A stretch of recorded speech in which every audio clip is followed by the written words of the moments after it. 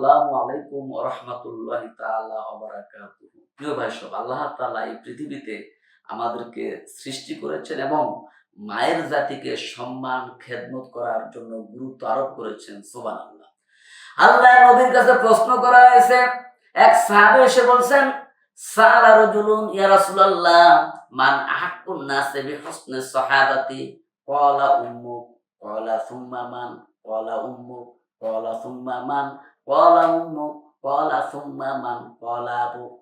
একজন এসে নবীজির কাছে প্রশ্ন করলেন, ইয়া রাসূলুল্লাহ, মানুষের ভিতরে আমি কার যত্ন করব, কার খেদমত করব, কার সাথে ভালো ব্যবহার করব? আমার কাছে সবথেকে ভালো ব্যবহার কে পেতে পারে? নবীজি বললেন, তোমার মা। সাহাবী প্রশ্ন করলেন, তারপরে কে? রাসূলুল্লাহ বললেন, তোমার মা।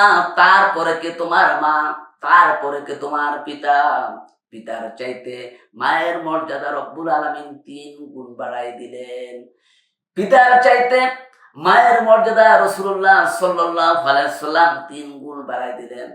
কুরআনে কারিমে রব্বুল আলামিন বলেন, তোমার রবের পক্ষ থেকে চূড়ান্ত ফয়সালা হয়েছে যে আল্লাহর ইবাদতের পরে তোমার মা বাপের ইহসান করবে। সুবহানাল্লাহ। কিন্তু আমার দেশের লোকেরা এগুলো বুঝে না।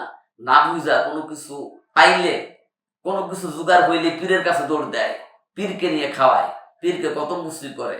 ঠিক নাই, আগে খাওয়াইতে হবে মা বাপকে। তোমার জীবনের সব থেকে বড় পীর হচ্ছে তোমার মা বাপ। মা বাপকে সম্মান করো, খেদমত করো, আল্লাহ আরো খুশি হয়ে যাবে। সুবহানাল্লাহ। আল্লাহ তাআলা আমাদের মা বাপকে খেদমত করার তৌফিক দান করুক। আমিন।